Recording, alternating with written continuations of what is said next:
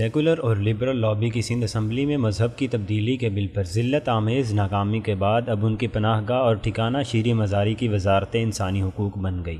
پاکستان کو بدنام کرنے کی ایسی تمام کوششیں ضائع ہو رہی تھیں جو میڈیا میں بیٹھے ہوئے سیکولر لبرل گماشتوں نے چند ایک جھوٹے مقدمات تراش کر پھر انہیں خبروں کی مین ہیڈ لائن بنا کر ایسا تاثر قائم کرنے کی کوشش کی تھی کہ جیسے پاکستان میں مسلمان بندوقیں اٹھائیں چاروں جانب گھوم رہے ہیں اور ہندوؤں کو پکڑ پکڑ کر مسلمان بنا رہے ہیں۔ وہ الزام جو کبھی برصغیر پاک و ہند میں مسلمانوں کی 800 سالہ حکمرانی کی تاریخ میں متعصب ترین اسلام دشمنوں نے بھی نہیں لگایا تھا، پاکستان کے سیکولر لبرل بددیانت طبقے نے عالمی اور بھارتی ایجنڈے اور خاص طور پر اپنے خبث باطن کے طور پر میڈیا کی حد تک لگا دیا۔ یہی وجہ ہے کہ شیریں مزاری کی انسانی حقوق کی وزارت کے ایواں پر سندھ اسمبلی میں اس بل کی نامنظوری کے صرف 40 دن کے اندر ایک پارلیمانی کمیٹی بنائی گئی جس کے نام میں خاص جبری مذہب کی تبدیلی شامل کیا گیا تاکہ دنیا کو یہ تاثر پہنچایا جائے کہ یہ پاکستان میں ایک بہت بڑا مسئلہ ہے۔ کیا کبھی صحت کی کمیٹی کا نام بیماریوں کی کمیٹی یا خوراک کی کمیٹی کا نام بھوک کی کمیٹی رکھا گیا؟ مذہبی آزادی کی کمیٹی کا نام ایسا کیوں رکھا گیا؟ اس لیے کہ دیگر کمیٹیوں میں بدنام کرنے کا مقصد پوشیدہ نہیں ہوتا، جبکہ یہاں تو پوری کی پوری نیت ہی فطور سے بھرپور تھی۔ پھرتیاں ملاحظہ فرمائیں، اس کمیٹی نے 7 دن کے اندر 28 نومبر 2019 کو ہی اپنی پہلی میٹنگ بلائی اور پھر پے در پے 8 میٹنگز کر کے صرف 1 سال 2 ماہ بعد 16 فروری 2021 کو اپنی رپورٹ جمع کرا دی۔ 16 نومبر 2021 کو ہونے والی 9ویں میٹنگ میں کمیٹی کے سامنے یہ متنازعہ ڈرافٹ بل لایا گیا جس کا عنوان تھا جبری تبدیلی مذہب کا امتناعی قانونی بل 2021۔ کمیٹی نے متفقہ طور پر کہا کہ شیریں مزاری کی وزارت نے تو سندھ اسمبلی کے مسترد کردہ بل کو ہی نقل کر کے بھیج دیا ہے، حالانکہ اس پر پاکستان کے ہر طبقے نے اعتراضات کیے تھے۔ کمیٹی نے یہ بل واپس کیا اور 5 دن کے اندر دوسرا بل پیش کرنے کو کہا گیا۔ اگلی میٹنگ 8 فروری 2021 کو منعقد ہوئی اور ڈھٹائی کا عالم یہ تھا کہ اسی بل کو چند الفاظ اور فل سٹاپس کامے بدل کر دوبارہ پیش کر دیا گیا۔ اس ڈھیٹ پن کے جواب میں کمیٹی نے بل کو دوبارہ وزارت انسانی حقوق کو بھیجا اور ساتھ لکھا بصیرت کے لیے،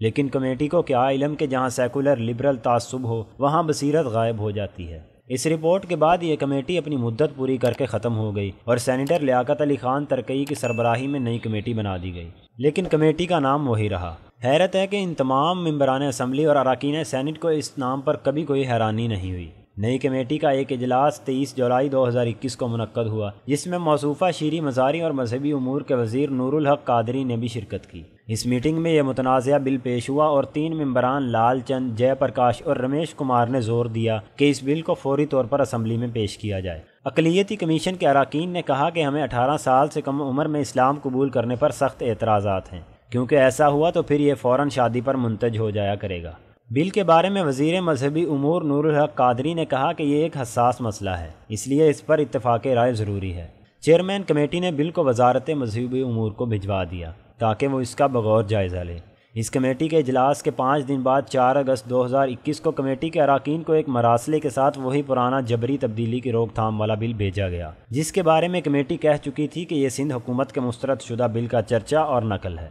عمران خان صاحب کی وزارتی ٹیم کے کچھ اعلیٰ دماغ اراکین کو ایسے معاملات میں بہت جلدی بھی ہوتی ہے، مگر وہ عوامی رد عمل کے خوف سے اپنی اس حرکت کو خفیہ بھی رکھنا چاہتے ہیں۔ سندھ اسمبلی میں سر عام مسترد کردہ بل کو دوبارہ منظور کروانے اور وہ بھی اسے قومی سطح پر قانون کا درجہ دلوانے کی سازش انہی وزیروں کے دماغ کا نفرت انگیز پھوڑا تھا، ورنہ سندھ میں زرداری، بلاول بھٹو، شیریں رحمان اور رضا ربانی جیسے سیکولر لبرل سیاسی رہنماؤں کا اس معاملے میں حشر دیکھ کر بھی یہ وزراء اگر مخلص ہوتے تو کبھی بھی عمران خان کو اس آگ میں کودنے کا مشورہ نہ دیتے، لیکن ان کا تو ایجنڈا ہی اور ہے۔ یوں لگتا ہے کہ انہوں نے عمران خان کو عوامی سطح پر ذلیل و رسوا کرنے کا پورا بندوبست کر رکھا ہے۔ اس بل کا آغاز جھوٹ پر مبنی ایک فکرے سے ہوتا ہے۔ حکومت پاکستان کی ذمہ داری ہے کہ وہ عالمی کنونشن برائے سول اور سیاسی حقوق اور عالمی کنونشن برائے معاشی و معاشرتی اور سوشل حقوق کی پاسداری کرے۔ وزارت قانون اور وزارت انسانی حقوق دونوں کی جہالت کا عالم یہ ہے کہ یہ دونوں عہد نامے ہیں۔ یہ دونوں عہد نامے 16 دسمبر 1966 کو اقوام متحدہ کے اجلاس میں منظور ہوئے۔ ان دونوں میں کسی آرٹیکل میں کہیں یہ درج نہیں کہ کس عمر سے پہلے آپ مذہب تبدیل نہیں کر سکتے، بلکہ ایسے معاملات کا ذکر تک نہیں ہے۔ لیکن اسی جھوٹی وجہ تسمیہ کی بنیاد پر اس بل کی شق نمبر 52 کے تحت اگر کوئی 18 سال سے کم عمر لڑکا یا لڑکی اسلام قبول کرتا ہے تو قانون اسے مسلمان تسلیم نہیں کرے گا۔ ان دونوں عہد ناموں پر یورپ اور امریکہ جیسے لاتعداد ممالک نے بھی دستخط کیے ہیں۔ ان میں سے کسی ایک ملک میں بھی ایسا قانون نہیں ہے کہ کوئی لڑکا یا لڑکی 18 سال سے پہلے مذہب تبدیل نہیں کر سکتے۔ شاید ان عالمی عہد ناموں کی انگریزی کی خصوصی سمجھ صرف شیریں مزاری کی وزارت انسانی حقوق کی حاصل ہے۔ ان سیکولر لبرل حضرات کی مہربانی ہے کہ آج اس اسلامی ملک میں ایک 18 سال سے کم عمر لڑکی یا لڑکے کو گھر سے بھاگنے کی تو اجازت ہے، اسے والدین کی بجائے دارالامان بھیجا جاتا ہے، لیکن مسلمان ہونے والے لڑکے یا لڑکی کو اس قانون کے مطابق واپس پنڈتوں کے حوالے کیا جائے گا، جو اسے پھر ہندو ہونے پر قائل کریں گے۔ بل چونکہ اب وزارت مذہبی امور کے پاس ہے، اس لیے ان کی سفارشات کا انتظار رہے گا، لیکن ایسی ہی خاموشی، رازداری اور سازش سے پہلے خواجہ سراؤں کے نام پر ہم جنس پرستی کی سرپرستی کا بل منظور کروایا گیا، گھریلو تشدد کا بل پیش کیا گیا۔ تجربے کی بنیاد پر خوف یہی ہے کہ اس بل کے ساتھ بھی کہیں ایسا نہ ہو جائے، لیکن ایسا کرنے سے یہ وزراء حضرات پاکستان کے اسلامی تشخص کا کچھ نہیں بگاڑ سکیں گے، البتہ عمران خان کے عوامی مستقبل کو مکمل تاریک ضرور کر دیں گے۔ خان صاحب، آپ کی وزارت میں 4 وزراء ایسے ہیں کہ اگر وہ اپنی سازشوں میں کامیاب ہو گئے تو آپ اور آپ کے امیدواران اگلے الیکشنوں میں عوامی اجتماعات منعقد کروانا تو دور کی بات ہے، لوگوں کا سامنا تک نہیں کر سکیں گے۔ اس 4 کے ٹولے کو آپ بخوبی جانتے ہیں۔